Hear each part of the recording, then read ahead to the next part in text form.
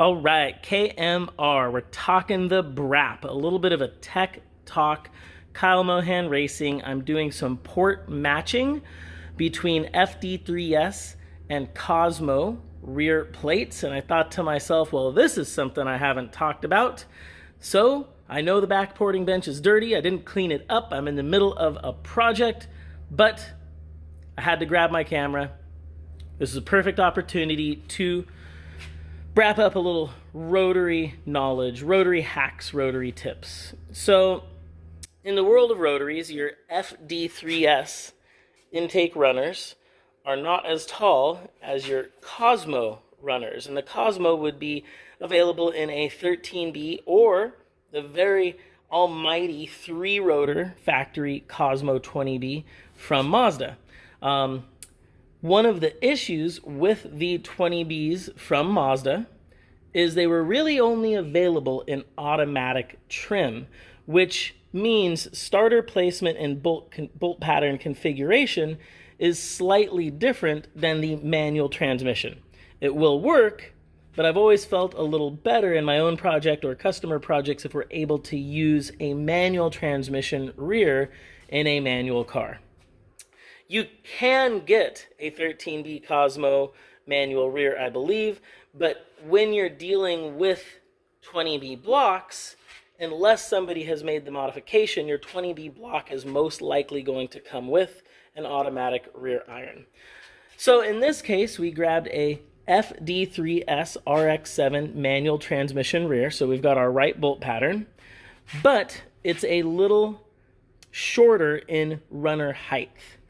The trick, the hack, is take your 20B intake manifold gasket, line it up properly, mark it out, and port dimensionally not only the depth, but also the volume as you go in.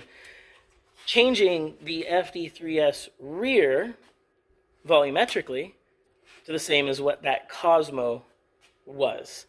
Most of the time we're also doing intake port porting, and I would note that the Cosmo intake port is a little different than the FD3S intake port, just like the runner height.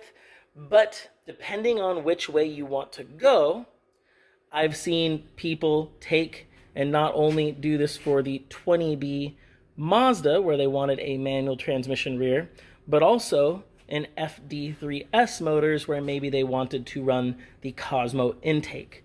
Obviously, when you're dealing with rotary motors, intake manifold runner length, the throttle body itself, and the pulse that's moving inside that manifold all make a difference. So Mazda played with those shapes, designs, ports, intake runners between the FD3S and Cosmo motors, which were in development and in production in very similar times. All right, with a little bit more work, we've polished it up.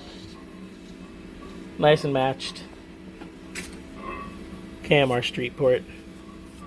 Kind of a restoration on this particular housing since it was used. But like I mentioned, you know, whether you're trying to run a Cosmo intake on an FD3S or trying to take and cost effectively make a Cosmo 20B motor have a manual transmission rear, effectively changing some of the bolt pattern and starter position. Either way, obviously, you know, you could buy the new OEM one, or depending on what you're trying to do, port match. So just again, the tips and tricks. So just wanted to share this little bit of info. If you're looking to build a 20B and it comes with an automatic rear plate, don't worry, you can grab that FD3S rear plate you might have lying around because you're a rotary person like me and you collect rotary parts, and with a little bit of port work, port matching, you're on your way to having a manual transmission rear plate on a 20B motor. So just thought that was cool. Gonna get back to porting. If anybody has questions or comments, definitely ask. 20Bs are getting more and more scarce, more rare.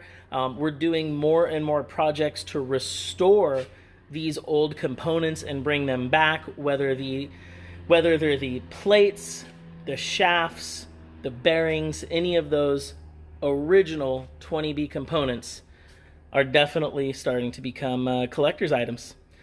So, happy brapping. Like I always say, I'm gonna brap on out of here. Keep porting, keep lapping, keep drifting, and revving those motors. I mean, that's what I do. Thanks for watching, and thanks for following. Brap, brap.